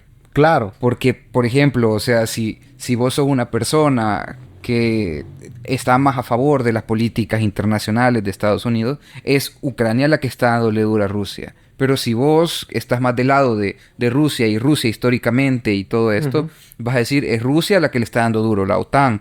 Porque es claro, es obvio incluso ya parezco yo que estoy de un lado, ¿verdad? No, sabes que ahí dejémoslo, ¿verdad? Pero es cierto lo que tú dices. Ahí están las fuentes y si las fuentes que se citan existen y hay un montón, no son confiables, estamos más jodidos todavía. Exacto. Y eso que dijiste se llama sesgo de confirmación. Nosotros tenemos tendencia, mejor dicho, a creer la información que apoya nuestras propias creencias. Por ejemplo, yo creo en los extraterrestres, entonces me voy a internet, escribo sobre los extraterrestres, me salen 5 páginas de ¿por qué no existen los extraterrestres? Y 5 páginas de si existen los extraterrestres. Primero me voy a ir a las que sí existen para confirmar mi creencia y después me voy a ir a las que dicen que no existen y decir esta información no es relevante, no me interesa. Porque tenemos la tendencia, el sesgo de confirmación como humanos a buscar información que sustente nuestra creencia y no al contrario. Sino Poner que, nuestra ajá, creencia en duda. en duda, correcto. Entonces eso ocurre mucho con la información que está en redes sociales. No hay ninguna política a favor de tratar de controlar cierto contenido porque hay mucha gente que dice, eso atentaría contra la libre expresión, pero entra ese tema. A veces la libre expresión, y esto no quiero decir que no es buena, pero muchas veces por el tema de la libre expresión se genera mucho daño. Porque cualquier persona puede poner lo que quiera. Y si le creen, ya estuvo. Ya creó su secta, ya creó su propia terapia, ya creó eso, esto. Y terminamos fregados. Sobre las sectas es otro tema donde la psicología oscura, digamos que crece bastante. Correcto. Han existido a lo largo de la historia de la humanidad muchas sectas y la gente piensa que las sectas son algo de los años 1800, 1600, 1400, pero hay sectas y han habido sectas contemporáneas, pero que utilizan estas técnicas de manipulación de forma increíble. Correcto. Vamos a ver, Shunrikyo en Japón, que es la que hizo un atentado con gas, ay, no recuerdo el nombre, con cierto gas específico en subterráneo de Japón. Tenemos también a esta secta de Manson, que fue la que terminó matando a la pareja de Kubrick, me parece. Y pues La que terminaron suicidándose casi 900 personas en Guyana. Sudamérica, sí, en Guyana, correcto. Se llamaba la Puerta del Iglesia, Cielo. no, ese es Heaven Gate. Esa fue, creo que eran 18 o 9 personas que se suicidaron en Estados Unidos pensando que iba a pasar un cometa y que lo que tenían que hacer era suicidarse, perdón. Para subir. Para subir.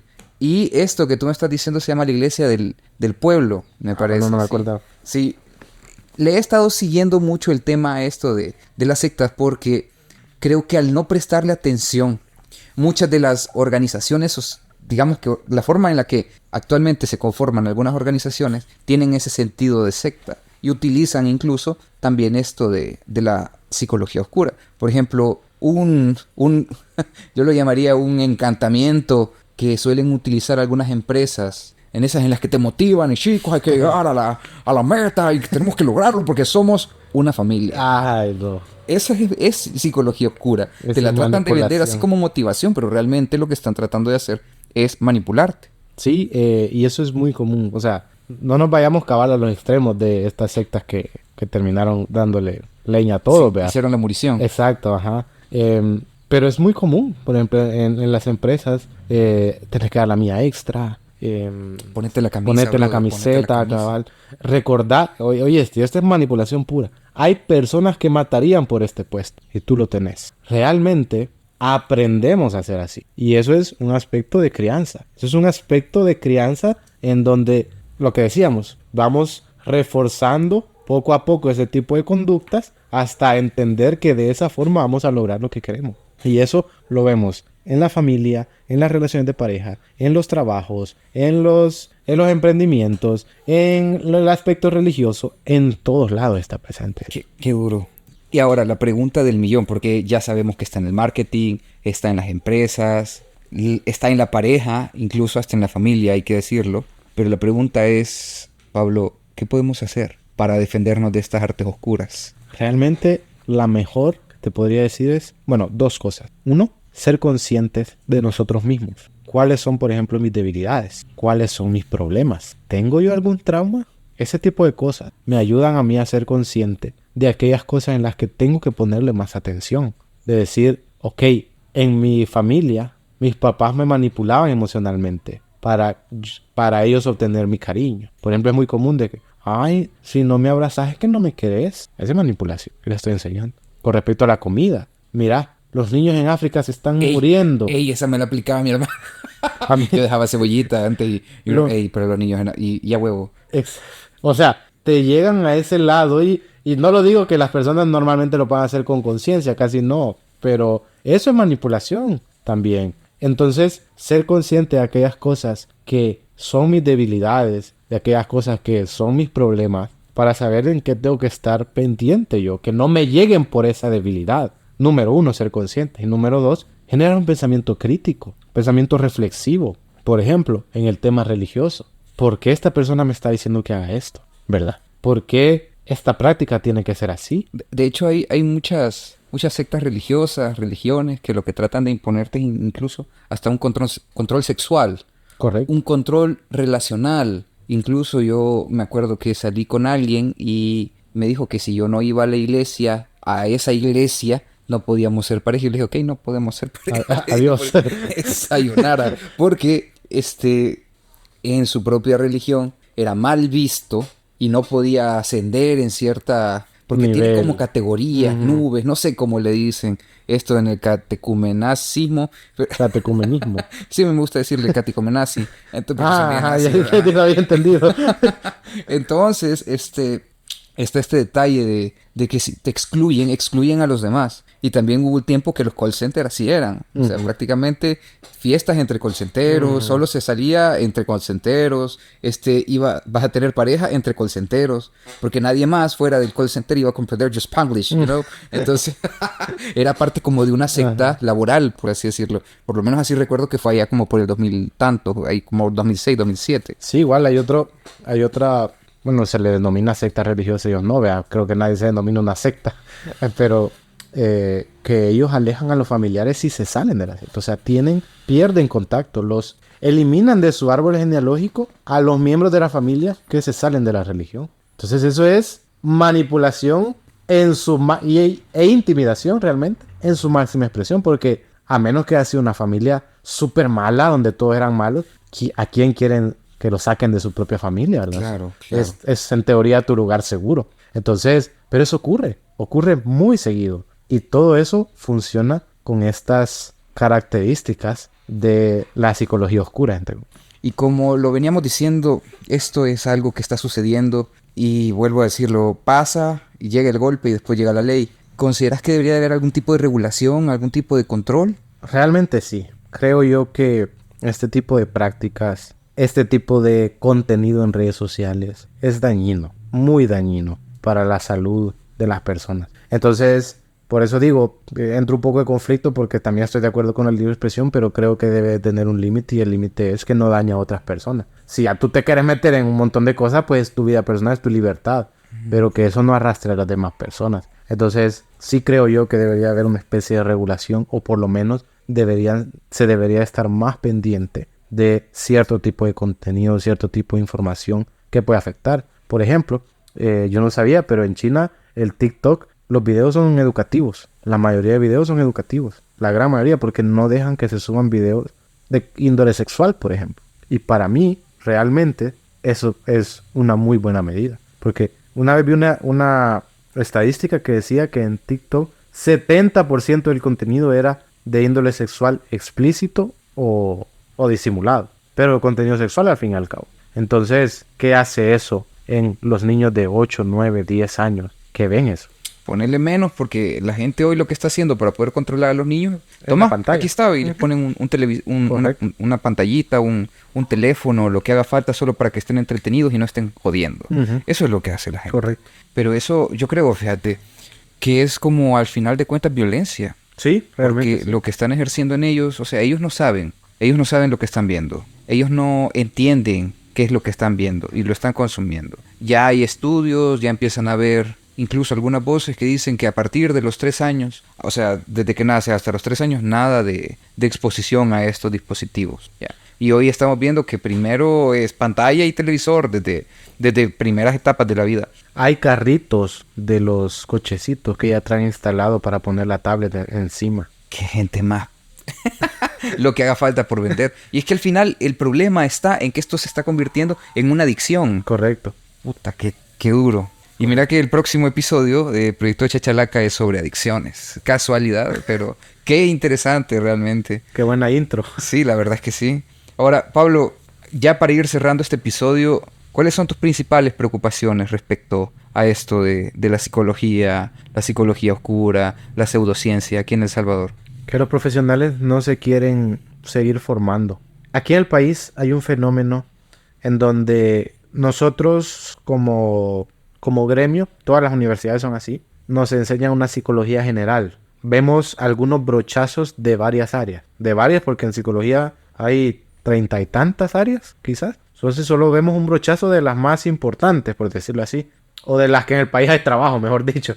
Claro, entonces las que se come. es general. A diferencia, por ejemplo, de otros países como Guatemala, donde tú puedes entrar a la carrera de psicología, pero directamente de psicología clínica. Entonces los 5 años tú pasas viendo aspectos de psicología clínica, pero aquí no. Entonces, si tú te quieres especializar en un área, tenés que formarte en más estudios, en una maestría, por ejemplo. Pero desde las universidades se nos enseñan a ser todólogos. Y es muy común, por ejemplo, de que personas que trabajan en recursos humanos en las noches den terapia. Son dos áreas completamente diferentes. Ahora, te la paso si están especializados en las dos áreas. Tiene una maestría en recursos humanos y también tiene una maestría en psicología clínica. Pero, por ejemplo, ven a la psicología clínica como un hobby, como una forma de ganar dinero extra. Teniendo en cuenta de que la psicología clínica es algo tan amplio, desgastante, con un compromiso enorme frente a otra persona que te ha buscado porque tiene problemas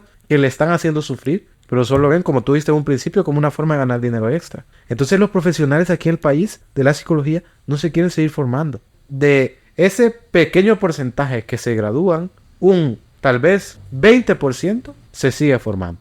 Y tenéis que entender que en la carrera de psicología, por ejemplo, en mi caso, en primer año me enseñaron cosas que en quinto año me dijeron que ya no eran, que ya estaban desfasadas. Y yo me quedé, ¿por qué diablos me las enseñaron si en 5 años ya no las iba a poder ocupar? Me enseñaron pruebas de 1930. Me enseñaron intervenciones de 1940. Perdón, 50. Si te las hubiera visto en Historia de la Psicología, te la paso. Pero yo cuando aprendí de la terapia de aceptación y compromiso que se inventó en los 90 y principios de los 2000, lo aprendí porque un profesor se formó en eso. Y él me enseñó. Pero de lo contrario, ni siquiera hubiera sabido que existen, por ejemplo. Perdón. Y la mayoría de los profesionales se quedan con eso, con la licenciatura. Y ahí entra esto de que nos topamos con malos profesionales. Y yo a veces hago la pregunta, ok, ¿en qué te vas a especializar? ¿Y eso en qué me va a ayudar a buscar trabajo, a encontrar trabajo? A mis 28 años, el hecho de tener una maestría, en 4 trabajos me han rechazado porque me han dicho que estoy sobrecualificado. Yo dije, esto tal vez lo voy a sufrir porque yo quiero seguir estudiando, llegar al doctorado, quiero otra carrera, quiero otras maestrías.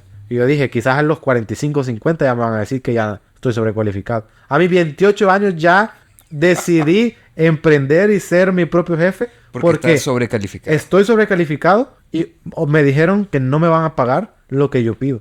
Entonces te enfrentas a eso. Pero ahí yo digo, yo estudié no por buscar más dinero, yo estudié no por buscar un mejor trabajo, estudié porque consideraba que no tenía los conocimientos suficientes para dedicarme a las áreas que me gustan, que me quiero dedicar. Por eso estudié. El hecho de que no haya encontrado trabajo, que me han dicho que era sobrecualificado, ni modo, ¿verdad? Lo acepté, tal cual, pero la gente lo está viendo como, ¿y en eso en qué me va a ayudar? Y hay muchos profesores diciendo que no estudiemos maestrías porque nos vamos a enfrentar a esto. Hay otros profesores, a mí, un profesor en la universidad me dijo, prepárense para no encontrar trabajo. Me dijeron que me preparara para no encontrar trabajo, para que ganara el mínimo porque a los psicólogos no se les paga bien. ¿Quién se va a querer seguir formando en eso? ¿Quién? Nadie. O sea, yo lo hice porque al final pues es mi vocación, es lo que me gusta y es lo que quiero hacer. Y me voy a enfrentar a las consecuencias que eso conlleve. Pero la mayoría no lo ve así. Entra a psicología porque no lleva matemáticas, entre comillas. Entra a psicología porque le dijeron que eran buenos para dar consejos. Esas son las razones que escuchás en primer año. Porque de pronto sienten que tienen problemas y que la psicología los va a solucionar. Exacto. Entonces, que eso, fíjate que te paso más esa que las otras dos. Porque, bueno, qué bueno que por lo menos entren para tratar de resolver sus problemas, vea. Te la paso un poco más. Pero las otras dos, y con ese pensamiento siguen. Tuve compañeros que dijeron que se iban a dedicar a recursos humanos. Yo detesto esa área, personalmente, porque no me gusta estar en oficina. Hay personas que sí les gusta, que bueno. Hay personas que se dedican a recursos humanos, excelente. Es un área necesaria. Pero tuve compañeros que me dijeron que se iban a dedicar a eso porque eso es de lo único que iban a encontrar trabajo. E incluso yo personalmente a uno de esos compañeros le dije, venite, aquí en el trabajo en el que estaba antes había otra oportunidad y al final no la agarraron porque su experiencia era en recursos humanos. Entonces, si no hubiera tenido ese pensamiento de, pues sí, solo en recursos humanos en donde hay trabajo, hubiera podido continuar de esta otra área. Que yuca. Y esto es la realidad de... No solo de la psicología, de muchas carreras. Sí, realmente sí. Y eso es lo que más a mí me preocupa. De que en ese sentido todavía no veo un avance en los profesionales para quererse seguir formando, para generar investigaciones, lo que decíamos al principio. No veo todavía un avance en eso. Son muy pocos, muy, muy pocos los que tienen ese pensamiento, porque las universidades siguen manteniendo esa línea, ¿verdad? Eso es lo que más me preocupa. Ok. Bueno, quizás vamos a terminar aquí el episodio, pero realmente quedan muchas preguntas en el aire y yo creo que nos vamos a volver a ver más adelante para poder tratar estos temas, porque al final yo creo que hay muchos detalles de la psicología humana que requieren mucha atención todavía. Bueno, gracias Pablo por tomarte el tiempo y acompañarnos en este episodio. No sé si te gustaría agregar algo más para terminar. Nada más a los profesionales de psicología que me están escuchando, a los que se están formando en la carrera, por favor estudien, sean críticos, traten de conocer nuevas cosas. Eso les va a abrir muchas oportunidades, no dedicarse al área que les dijeron que es la única que tiene trabajo. A los que les interese el tema o a los que quieren buscar un psicólogo, por ejemplo, para recibir terapia. ¿Cómo seleccionar uno bueno? Exijan, correcto, exijan que tenga especialización, exijan que tenga un enfoque basado en evidencia, exijan que tenga resultados, porque al final pues ustedes pagan ese servicio, entonces tienen el derecho a exigir un buen profesional que les pueda atender. Y a la población en general, sean críticos de todo, hasta de nuestras propias creencias. Ok. Muy interesante este episodio, la verdad. Pablo, gracias. Nos escuchamos pronto.